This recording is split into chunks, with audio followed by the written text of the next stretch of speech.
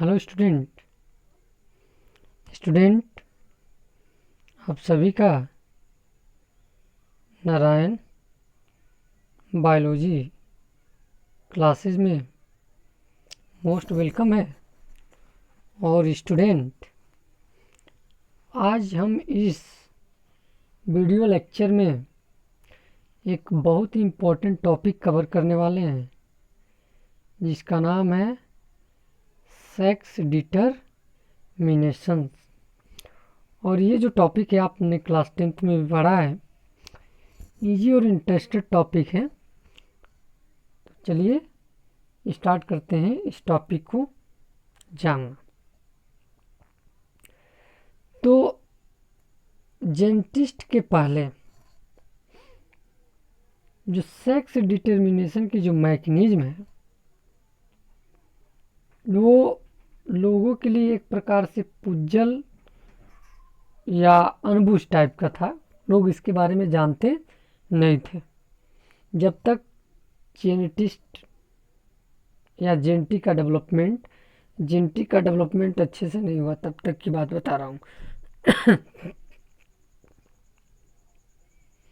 लेकिन जब ये क्लू आया, इनिशियल में ये हमें मालूम हुआ जेनेटिक्स या क्रोमोसोमल मैकेनिज्म के बारे में, जब हमें मालूम हुआ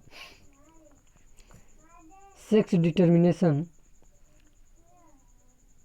क्रोमोसोमल या जेनेटिक मैकेनिज्म होता है सेक्स डिटरमिनेशन के पीछे, ये कब हमें मालूम हुआ कि जब कुछ एक्सपेरिमेंट किए गए।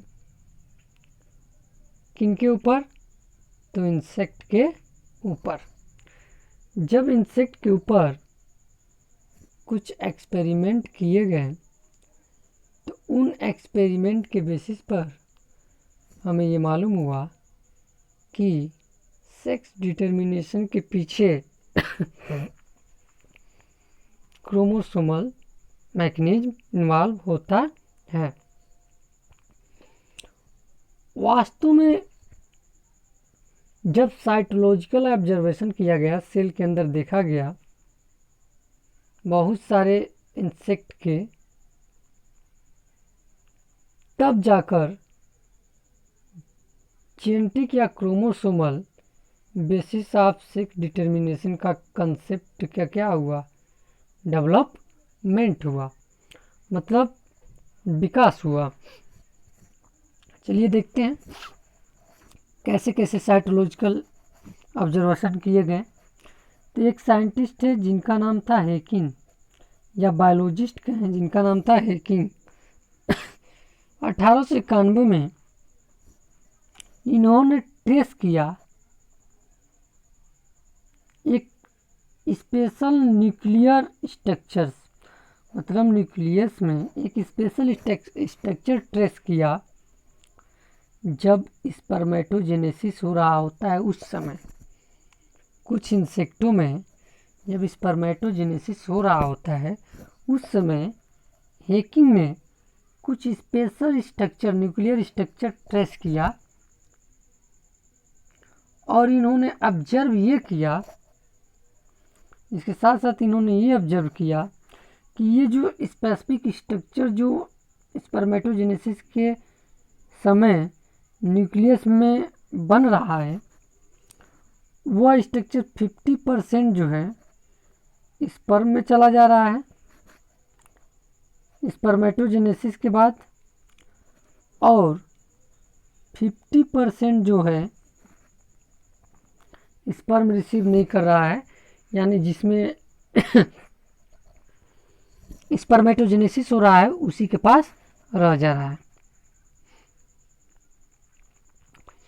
हेकिंग ने इस स्ट्रक्चर को एक नाम दिया और उस नाम है एक्स बॉडी, इसका नाम दिया। लेकिन यह इस एक्स बॉडी का क्या सिग्निफिकेंस है उसको इन्होंने एक्सप्लेन नहीं कर पाए, उसको हेकिंग साहब एक्सप्लेन नहीं कर पाए। फिर बाद में फिर इन्वेस्टिगेशन किया गया, खोजा गया कुछ साइंटिस्टों के द्वारा, और तब जाके ये कंक्लूजन दिया गया कि एक्स बॉडी जो हेकिंग ने डिस्कवर किया था वो वास्तव में क्या है, क्रोमोसोम है। जो हेकिंग ने एक्स बॉडी डिस्कवर किया था उस वास्तव में क्या है, क्रोमोसोम है। और इसलिए उस एक्स बॉडी को क्या नाम रख दिया गया, एक्स क्रोमोसोम रख दिया गया। ये बहुत सारे इंसेक्ट में ऐसा ऑब्जर्व किया गया है कि जो उनमें सेक्स डिटर्मिनेशन की मैकेनिज्म है वो किस टाइप का है, X0 टाइप का है। मतलब जितने भी इंसेक्ट हैं, जैसे इस फिगर में देख लें अगर, तो जितने भी इंसेक्ट हैं उनमें एक इंसेक्ट में एक्स क्रोमोसोम और एक एक्स क्रोमोसोम नहीं पाया जाता है। जबकि ऑटोसोमल क्रोमोसोम तो पाए ही जाएंगे जिनका 44 नंबर होगा, और दो ये 46 हम जानते हैं कि हम मान लीजिए ऑटोसोम अब इंसेक्ट का, तो ये तो ह्यूमन बींग का हो गया, लेकिन मान लीजिए इंसेक्ट का हम नहीं जानते तो ऑटोसोम के लिए AA लिख दिए और एक X0 ये क्रोमोसोम हो गया। तो ये X0 क्रोमोसोम टाइप का एक क्रोमोसोम पाया जाता है। फीमेल के ये ऐसा मेल में होता है। अगर फीमेल इंसेक्ट है तो उसमें ऑटोसोम तो पाए जा रहे हैं, लेकिन दो यानी पेयर में एक्स क्रोमोसोम पाए जाते हैं, ये फीमेल के लिए और ये मेल में।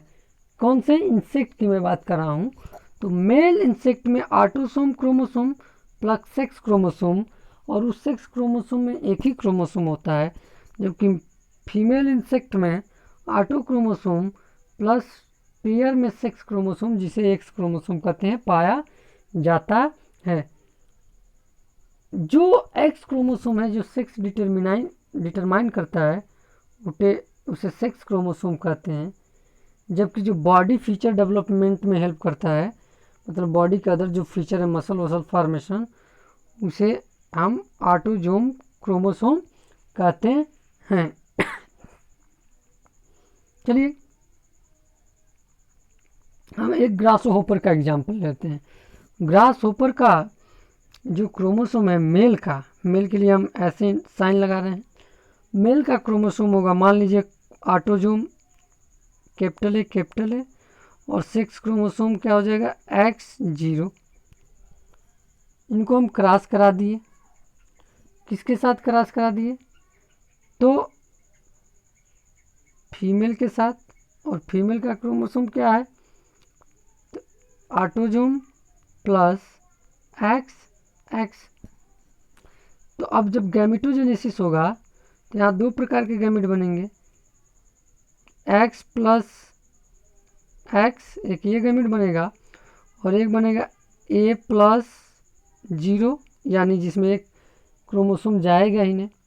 यहाँ जब गैमेटोजेनेसिस होगा तो A प्लस X बनेगा और फिर दूसरा भी वही बनेगा, A प्लस X टाइप का गैमेट बनेगा। अगर इनमें कोई गैमेट किसी से फ्यूज कर जाए, तो मान लीजिए ये और इससे फ्यूज कर गया, अगर ये इससे फ्यूज कर गया तो अगला इंडिविजुअल क्या बनेगा, कैपिटल A प्लस XX, यानी मेल होगा कि फीमेल होगा, तो फीमेल इंडिविजुअल होगा। अगर ये गैमेट इससे फ्यूज किया तो कैपिटल A, अगर ये गैमेट इससे फ्यूज किया तो कैपिटल A प्लस X0, मतलब वो अगला इंडिविजुअल क्या होगा, मेल्स होगा। तो X0 type of sex determination insect में पाया जाता है।